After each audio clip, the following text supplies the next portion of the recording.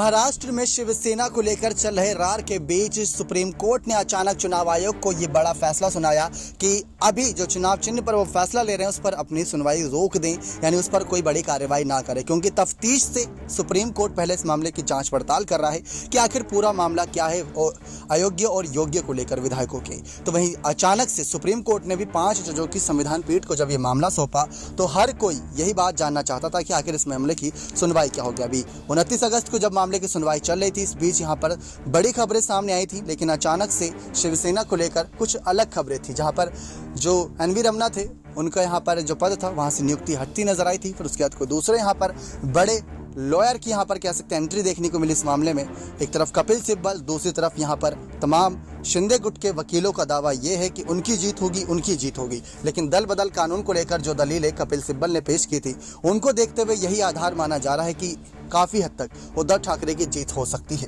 लेकिन वहीं दूसरी तरफ शिंदे को लेकर यह दावा किया जा रहा है कि अगर सरकार पर असर पड़ेगा तो सिर्फ और सिर्फ सुप्रीम कोर्ट के फैसले से, क्योंकि सुप्रीम कोर्ट का फैसला अगर शिवसेना का चुनाव चिन्ह अगर उद्धव ठाकरे के पास सौंप दिया गया, क्योंकि सीएम पद तो एकनाथ शिंदे के पास है ही, फडणवीस और शिंदे की सरकार चल ही रही है, और अगर शिवसेना का चुनाव चिन्ह भी सौंप दिया उद्धव ठाकरे या शिंदे को तो सबसे बड़ा झटका तो दोनों में से अगर लगेगा तो शिंदे को लगेगा, क्योंकि शिंदे ने बागी होकर यहाँ पर सरकार बनाई है, बीजेपी के साथ मिलकर सरकार बनाई है। तो बीजेपी पार्टी में विलय होना पड़ेगा या अलग पार्टी बनानी पड़ेगी, ये बात आप अच्छे से जानते हैं। इसी के साथ साथ यहाँ पर सरकार गिरने को लेकर तमाम दावे शरद पवार ने भी किए थे, कोर्ट के फैसले को नहीं बल्कि यहाँ पर गठबंधन के साथ साथ कैबिनेट विस्तार को ध्यान में रखते हुए। इस बीच 5 जजों की बेंच अब ये तय करेगी कि शिवसेना का चुनाव चिन्ह किसके पास जाना चाहिए और मामले को लेकर सुनवाई क्या होना चाहिए। लेकिन अभी हाल ही में एक विधायक ने यह बात भी कही थी कि शिवसेना पर जो मामला चल रहा है, जो सुप्रीम कोर्ट में सुनवाई चल रही है, इस केस को उद्धव और शिंदे गुट को लेकर ये 3-4 सालों तक चलती रही, तो क्या इस फैसले का इंतजार किया जाएगा?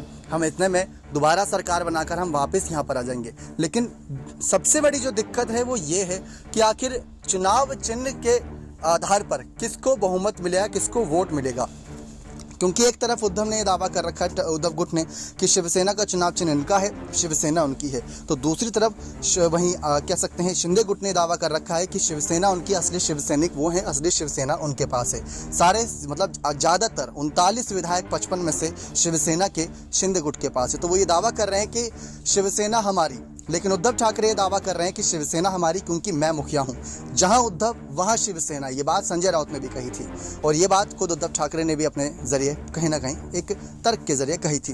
तो आपकी क्या राय है इसमें कि 5 जजों का क्या फैसला आना चाहिए, शिंदे के समर्थन में या उद्धव के समर्थन में? अपनी राय खुलकर रखिएगा। सरकार गिरने पर आपकी क्या राय? क्या शरद के दावे सच होते नजर आएंगे? क्या शिंदे की सरकार सचमुच गिरती नजर आएगी?